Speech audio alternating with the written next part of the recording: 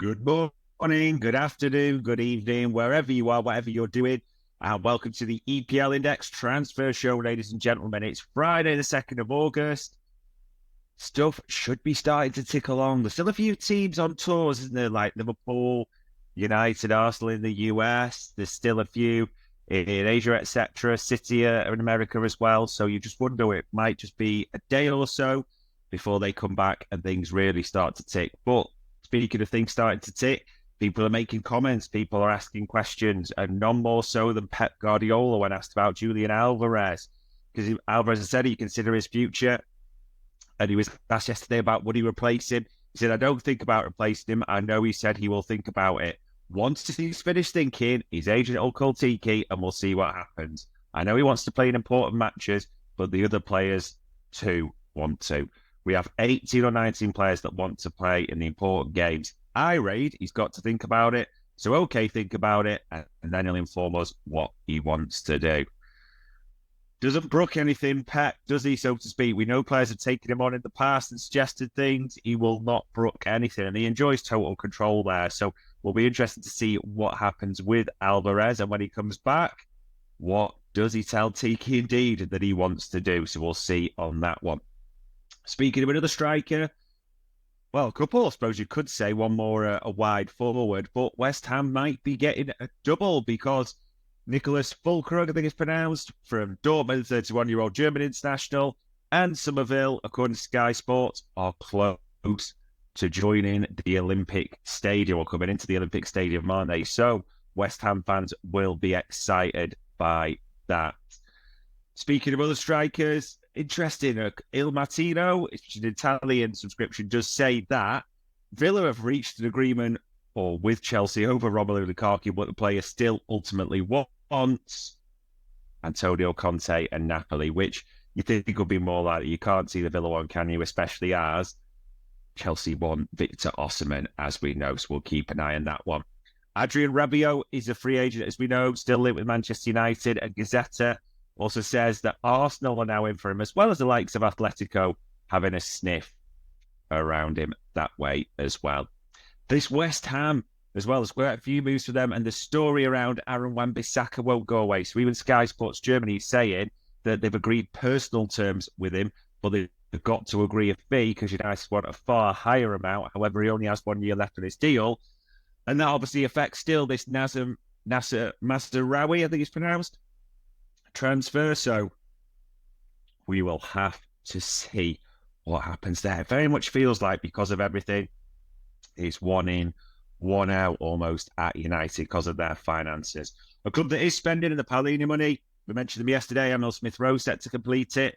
They're now in advanced talks, as the standard says, for George Cuenca, I think it's pronounced, from Villarreal, the Spanish centre-back. And suggestions of transfer fee will be around £7 million. So we'll see what happens with that one.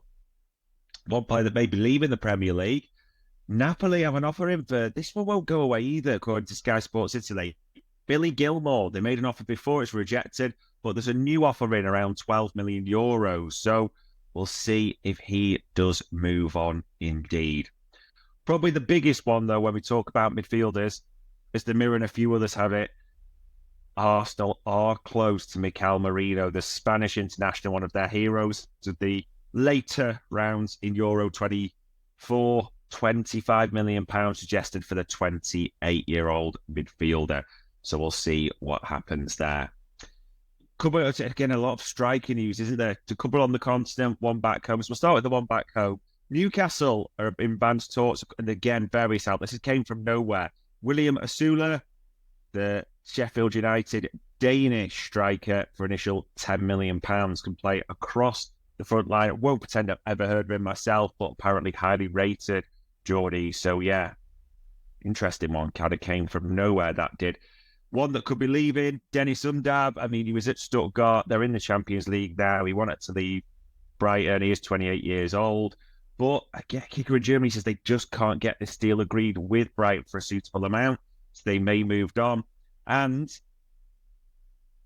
a big name striker in Europe, if you watch European football, he was Girona's star last season, wasn't he? Artem Dovbyk, I think it's pronounced, 27 years old, and suggestions around £30 million will see him move to Roma. And now that will mean what happens with the future of Tammy Abraham, because we go full circle. Some have said in like the Italian papers, we mentioned yesterday, AC Milan, but it's important to say if we're going full circle, a lot of Premier League clubs have been linked with Tammy at the same time as well. So there is striker movement galore, but is there a return? We're not quite sure. Forest fans, there's reason to be a little bit nervous. Morgan Gibbs-White, there is apparently a lot of interest in him. According to HITC, the likes of Newcastle, Villa, Chelsea, Arsenal even have made inquiries around him. However, it doesn't look like they're looking to cash in. Obviously, Forest have sold a few players, haven't they, around their PSR issues, bought a few in, and are now looking at, we see Jota Silva come in the other day, further additions. So it'll be interesting to see what happens there.